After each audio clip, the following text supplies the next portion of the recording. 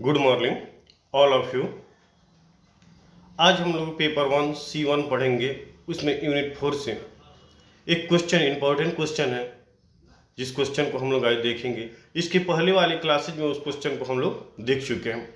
वैश्वीकरण क्या है, उसका वैश्वीकरण का हम लोग परिचय देखें, उसकी डिफिनेशन देखें, उसका मीनिंग देखें। आज वैश्वीकरण का हम लोग मेरिट और डिमेरिट देखेंगे कि वैश्वीकरण से हमें क्या लाभ है और क्या हानि है। तो फिर इसे हम चर्चा कर दें कि वैश्वीकरण क्या है। विश्व की सारी अर्थव्यवस्था की सारी समस्या को हम लोग क्या करते हैं, एक स्थान से उसको डिस्ट्रीब्यूट करते हैं। जिनकी जो समस्या होती है उस समस्या की हम चर्चा करते हैं और उसकी फिर हम क्या करते हैं, उसके निदान भी करते हैं। तो आज हम लोग देखेंगे कि वैश्वीकरण की मेरिट और डिमेरिट। अब वैश्वीकरण की मेरिट क्या है और उनकी डिमेरिट क्या है, ठीक है। तो सबसे पहले हम लोग वैश्वीकरण के लाभ देखें कि वैश्वीकरण की लाभ है, मेरिट इसकी देखें। तो सबसे पहली बात है कि विश्व की जो समस्या है उस समस्या के समाधान के लिए हम क्या करते हैं, कुछ उपाय करते हैं, कुछ रूल को हम लोग क्या करते हैं, फॉलो करते हैं। तो सबसे पहले हम देखते हैं कि जितने भी देश हैं उनकी क्या है, आर्थिक समस्या, उनकी आर्थिक समस्याएं हैं। और उस आर्थिक समस्या के समाधान के लिए हम लोग क्या करते हैं, अनेक देश मिलकर हम उनकी सहयोग करते हैं ताकि उनका भी जो लेवल हो वो हमारे क्या हो, लेवल के समान हो जाए। तो अपने से हम क्या करते हैं, जो भी कमजोर हैं, जिस क्षेत्र में कमजोर हैं, उनको हम क्या करें, सहयोग करें, ठीक है। वो आर्थिक सहयोग में आते हैं। नेक्स्ट उसके बाद आता है कि शैक्षिक गुणवत्ता, क्वालिटी। एजुकेशन में क्या होना चाहिए, क्वालिटी विकसित करना। तो देखिए आज जो एजुकेशन है, आज जो शिक्षा है, उस शिक्षा का विस्तार दिन प्रतिदिन क्या होता है, बढ़ते जाता है। क्वालिटी की जरूरत है।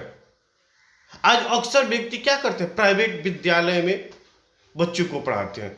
क्यों कि वहां पे क्या होता है, क्वालिटी मिलती है, हर पहलू पे उनको क्या किया जाए, ध्यान दिया जाता है, ठीक है। तो यहाँ पे है क्या, शैक्षिक गुणवत्ता में वृद्धि। हम देखते हैं कि जैसे अमेरिका का एजुकेशन आगे है, इंडिया का जो एजुकेशन है क्या है, वो काफी पीछे है। तो वह किस तकनीकी के माध्यम से वहां पे शिक्षण कार्य करता है, उनको हम क्या करते हैं, अनुकरण करना चाहते हैं, उनको हम सीखना चाहते हैं। और वह सीखने के बाद हमारे जो स्टूडेंट होते हैं उनको हम क्या करते हैं, सिखाना चाहते हैं। तो हम क्या करेंगे, जो नए नए तकनीकी के माध्यम से एजुकेशन शिक्षण कार्य करता है उनको हम क्या करते हैं, फॉलो करना चाहते हैं, लेना चाहते हैं। अगर वह हमको क्या करते हैं, एजुकेशन के प्रति हमें क्वालिटी उत्पन्न करना चाहते हैं, तो उनकी भी जो समस्या होती है उस समस्या को हमें क्या करना चाहिए, सहयोग करना चाहिए। तो इसके लिए हम क्या करते हैं, एक दूसरे से आदान प्रदान की प्रक्रिया करते हैं। उससे हम कुछ लेते हैं और उसके बदले हम कुछ देते हैं। अब शैक्षिक गुणवत्ता की वृद्धि बनाने के लिए जो वहाँ की जो तकनीकी साधन है, जो क्वालिटी है, उस क्वालिटी को हम क्या करते हैं, उनसे लेते हैं। इसलिए कि आज जो बच्चा है वो बच्चा क्या करता है, पुस्तकीय ज्ञान पे ज्यादा फोकस करना नहीं चाहता है। आज आप विद्यालय में जाते हैं, कॉलेज में जाते हैं, महाविद्यालय में जाते हैं, तो जो टीचर वहां पे शिक्षण कार्य करते हैं उसको बच्चा क्या करता है, वो लाइक नहीं करता है। आज ऑनलाइन क्लासेस लाइक ज्यादा करता है। और बच्चा और शिक्षक के जो बीच रिलेशन होती है वह दिन प्रतिदिन क्या होती है, कम होते जाती है। इसलिए कि उसे क्वालिटी क्या होती है, क्वालिटी अच्छी नहीं मिल पाती है। और जिस क्वालिटी की वजह से बच्चा और शिक्षक का जो रिलेशन है वो अच्छा नहीं होता है, ठीक है। उसके बाद अनुसंधान, रिसर्च। सभी देश की क्या है, अनुसंधान की प्रक्रिया अलग अलग है, रिसर्च की प्रक्रिया अलग अलग है। अब बच्चा जैसे मानते हैं कि शिक्षण कार्य है, अब उस शिक्षण कार्य में किनकी क्वालिटी कितनी, किस स्तर तक है, इस स्तर को अनुमान लगाने के लिए हमें क्या होगा, उसकी इंटेलिजेंसी निकालना पड़ेगा, उनकी IQ निकालना पड़ेगा। अब जैसे देखें, अब जापान की बात बताते हैं, जापान, चीन, क्या है, तकनीकी साधन इनके पास ज्यादा है, कम पूंजी में, कम खर्च में अच्छा अच्छा ये तकनीकी क्या करते हैं, उत्पन्न करते हैं, उपलब्ध करते हैं। ठीक है, उसके बाद हम देखते हैं कि राजनीतिक संबंधी सुधार। अब राजनीतिक संबंधी सुधार होता है क्या कि जो देखते हैं कि जो देश, जो कंट्री, जो स्टेट अपना जो रूल होते हैं उस रूल को अच्छा से फॉलो करते हैं, उस रूल को अच्छा से फॉलो करते हैं, हम उसको अनुकरण करते हैं और खुद हम भी क्या करना चाहते हैं, उसी के अनुसार करना चाहते हैं, ताकि हमारी कंट्री, हमारे देश, हमारी राज्य क्या हो, उसके अनुसार बन सके। उसके लिए जो नियम है उस नियम को हम क्या करते हैं, उसी के अनुसार लागू करना चाहते हैं। उसके बाद देते हैं क्या, विश्व शांति की व्यवस्था। आज दिन प्रतिदिन देखते हैं हमेशा किसी न किसी देश में मार झगड़ा लड़ाई होती रहती है, जो एक अच्छा समस्या उत्पन्न करती है। उसके बचाव के लिए हम सभी देश एक दूसरे से क्या अच्छा से रिलेशन रखें और विश्व शांति की भावना को हम क्या करें, प्रदर्शित करें। नेक्स्ट पॉइंट पे हम चर्चा करते हैं क्या, पाठ्यक्रम में सुधार। आपके जो विषय वस्तु है, जो आपकी जो कंटेंट है, जो आपकी सब्जेक्ट मैटर है, उसमें क्या होना चाहिए, सुधार होना चाहिए। बच्चा को जो आईक्यू है, जो इंटेलिजेंसी है, उनकी जो पावर है, जो उनकी क्षमता है, उस क्षमता को देखते हुए हमें विषय वस्तु को क्या करना चाहिए, लागू करना चाहिए। और वह भी वैसा हो जो इसमें बच्चा क्या करे, रुचि ले सके, उसको अनुकरण कर सके, उसको समझ में आ सके। उनके ऊपर भार लोड क्या है, नहीं देने की जरूरत है। ये हमारी कंटेंट, हमारी विषय वस्तु या हमारी सब्जेक्ट मैटर कहती है। और यह क्या होना चाहिए, सरल होना चाहिए। दिन प्रतिदिन क्या आप देख भी करते हैं आप लोग, या हम भी देखते हैं कि हमेशा जो सिलेबस है उस सिलेबस को क्या कहते हैं, चेंजिंग किया जाता है, उसमें सुधार किया जाता है। ठीक है, उसके बाद जनसंख्या विस्फोटक। आज दिन प्रतिदिन जनसंख्या की वजह से अनेक समस्याएं उत्पन्न होती हैं। जैसे अभी महामारी चल रही है कोरोना, क्या है, ये पॉपुलेशन काफी हो जाने की वजह से जो इन्वायरमेंट है उस इन्वायरमेंट में क्या है, प्रदूषण फैल गया। और उस प्रदूषण को समाप्त करने के लिए जनसंख्या क्या एक लिमिट में होना चाहिए। जितना मात्रा में हमें ऑक्सीजन मिलने की जरूरत है उतना क्या होता है, नहीं मिल पाता है। तो इसमें भी हमें क्या करना चाहिए, काबू पाना चाहिए जनसंख्या के ऊपर। उसके बाद देखते हैं रोजगार के अवसर। वैश्वीकरण की वजह से रोजगार के अवसर बढ़ते हैं। भारत में विदेशी कंपनियों के प्रवेश में विभिन्न क्षेत्रों के लोगों को रोजगार का अवसर क्या होता है, प्राप्त होता है। ठीक है, अब देखिए यहां पे रोजगार के अवसर, कंपटीशन की भावना। जब वैश्वीकरण की वजह से पूरे देश क्या होता है, एक यूनिटी बनता है। और उस यूनिटी की वजह से जिस देश में, जिस कंट्री में कंपटीशन, नौकरी, जॉब की आवश्यकता होती है तो सभी देश आपस में मिलकर क्या करते हैं, उस वैकेंसी में भाग लेते हैं। और जिनकी योग्यता, क्षमता, बुद्धि, विवेक, इंटेलिजेंसी, पावर ज्यादा मिलती है उन्हीं को क्या होता है, जॉब होता है। तो जैसे अभी एजुकेशन तकनीकी के माध्यम में अमेरिका की बात करें, जापान की बात करें, चाइना की बात करें, तो तकनीकी साधन उनके पास क्या है, ज्यादा है। तो उसका अवसर का लाभ कौन उठाएंगे, वही उठाएंगे जिनके पास हर चीज क्या है, अवेलेबल है। जैसे अंतरराष्ट्रीय समस्या का समाधान। अब जैसे अंतरराष्ट्रीय, सभी देश के पास सभी साधन क्या होते हैं, पर्याप्त मात्रा में नहीं होती है।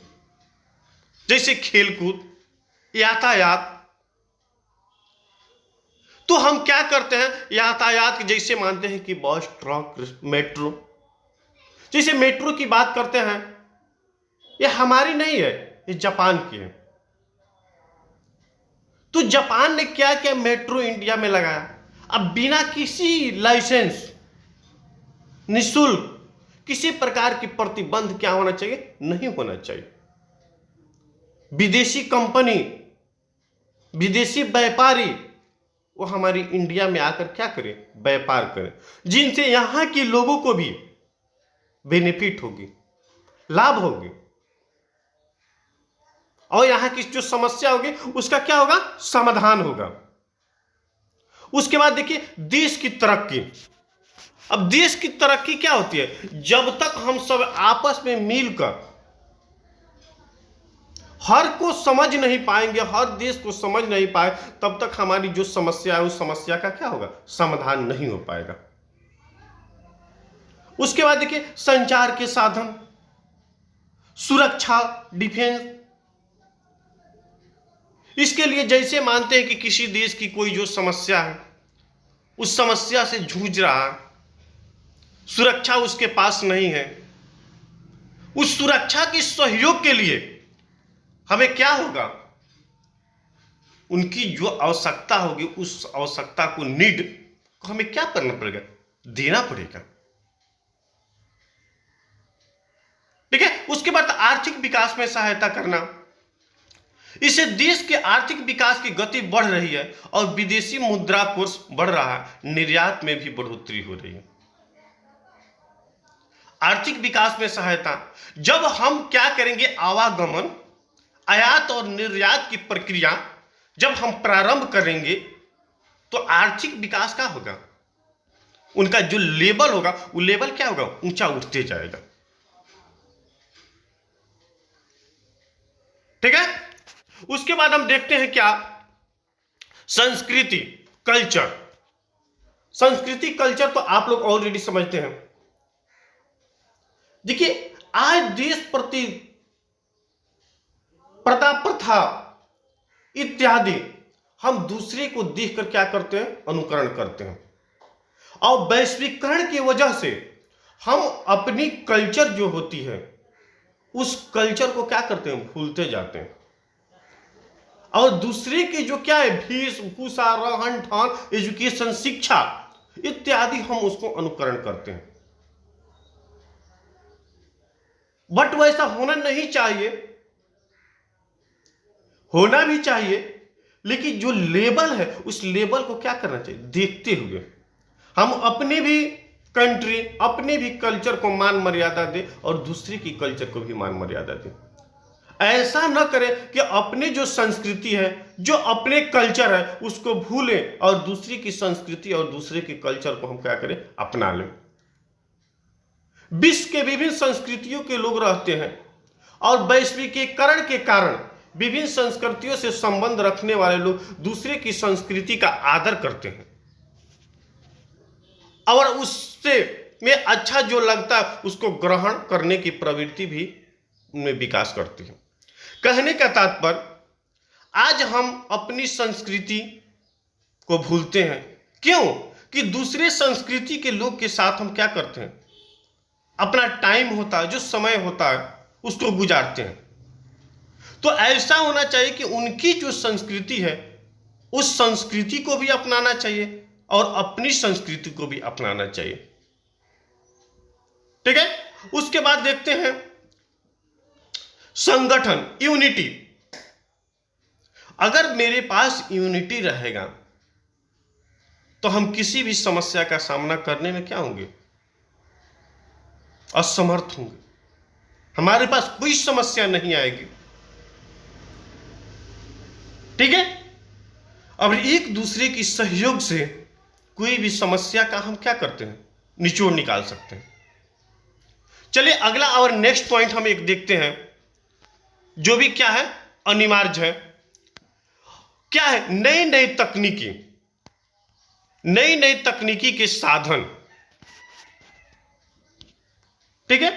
अब नई नई तकनीकी के साधन के द्वारा हम जो भी वर्क करते हैं वो क्या होता है, सरल होता है, और उस वर्क को लाइक करना ज्यादा पसंद करते हैं। तो यही सब था क्या, वैश्वीकरण के लाभ।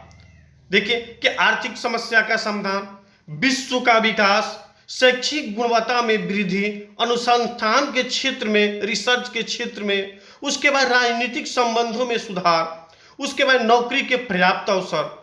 जब वैश्वीकरण रहेगा तो हम किसी भी देश में हम क्या करेंगे, नौकरी जाकर कर सकते हैं, नौकरी हमें मिल सकती है, उसमें हम भाग ले सकते हैं। ठीक है, शिक्षा संबंधी सुधार, जो शिक्षा है, जो एजुकेशन है, उसमें हम क्वालिटी उत्पन्न कर सकते हैं। जैसे हम ऑनलाइन क्लास के माध्यम से अमेरिका यूनिवर्सिटी में क्या एजुकेशन है, क्या कोर्स है, उस सारी चीज को घर बैठे देखते हैं, उसी के अनुसार इसके माध्यम से हम सारी चीज को, समस्या का निचोड़ निकालते। वातावरण की स्वच्छता, अब इन्वायरमेंट में इतना प्रदूषण, पॉल्यूशन क्यों फैल रहा है, उस पर भी हम काबू इसके माध्यम से पा सकते हैं। शिक्षा के स्तर को हम बढ़ा सकते हैं, विश्व शांति के विकास कर सकते हैं, संचार तकनीकी में हम परिवर्तन कर सकते हैं, एक अच्छी यूनिटी बना सकते हैं। व्यक्ति पर क्या होता है, इसका अच्छा प्रभाव पड़ता है। उसके साथ साथ हम आपको ये भी चर्चा करते हैं कि रूढ़िवादिता सोच, आज पुरानी परंपरा, पुरानी बुद्धि विवेक, पुरानी तकनीकी की मांग दिन प्रतिदिन घटते जा रही है, और उस रूढ़िवादिता सोच के द्वारा हम कोई अच्छा कार्य करने में असमर्थ होते हैं। तो जिस तरह हम लड़के और लड़कियों में भेदभाव करते थे, आज उसको हम समाप्त कर दिए। उसी के अनुसार दुनिया के हर क्षेत्र में जो रूढ़िवादिता प्रक्रिया है, उसको हमें समाप्त करना पड़ेगा। जब तक हम उसको समाप्त नहीं करेंगे, तब तक हमारे देश की कल्याण और विकास नहीं हो पाएगी। ठीक है, उसके बाद पाठ्यक्रम में सुधार की चर्चा किए थे। जो विषय वस्तु है, उनकी क्षमता के अनुसार, छात्रों की क्षमता के अनुसार उन्हें क्या करना चाहिए, प्रदर्शित करना चाहिए, विस्तृत करना चाहिए, दिखाना चाहिए, समझाना चाहिए। तब हमारे देश की क्या हो सकती है, तरक्की हो सकती है। शैक्षिक स्पर्धा को हम बढ़ा सकते हैं, कंपटीशन को बढ़ा सकते हैं, अच्छे अच्छे क्वालिटी को हम विकसित कर सकते हैं। तो ये सब तक क्या, वैश्वीकरण का लाभ। तो मैं MD Ashraf Gaddi, Chanakya college of education, Bettiah. ठीक है, आज हम लोग जो देखें वो वैश्वीकरण का क्या था, वो सकारात्मक प्रभाव था। तो आप लोग की क्लास को देखते हुए प्रतिदिन एक एक नए नए वीडियो बनाकर अपलोड किया जाता। आप इसको देखें, समझें। अगर नहीं समझ में आ रहा तो आप क्या करें, फोन करें या कमेंट करें, पूछ सकते हैं। आपकी समस्या को चर्चा किया जाएगा। ठीक है, इसी के साथ आप सभी से हम विदा ले रहे हैं। Thank you.